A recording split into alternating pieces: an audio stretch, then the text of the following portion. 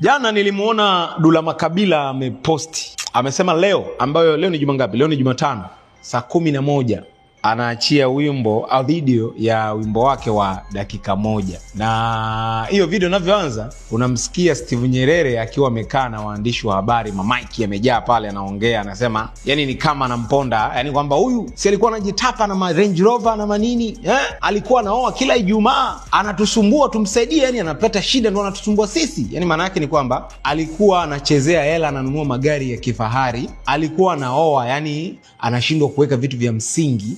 Leo hii kapata shida, anataka sisi tumsaidie.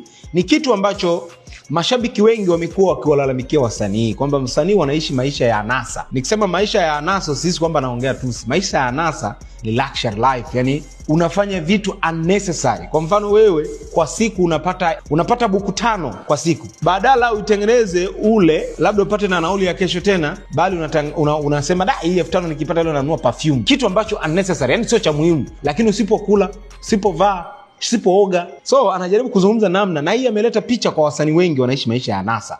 Unaona wasanii wanapost magari ya kifahari, then baada ya kupata matatizo wanaanza kuomba misaada, wachangiwe na wananchi na nini. Ndio kitu ambacho anakielezea Steve Nyerere kwa Dula Makabila. Mimi sasa hivi niko interested sana na video za Dula Makabila. Dakika moja hii wimbo, kwa kipande tu kinavyoanza, anamzungumzia Israeli. Kwenye dini huko mnafundishwa kwamba kuna malaika anayetoa roho za watu, anaitwa Israeli. Sasa Dula wakati anakula maisha ya anasa alikuwa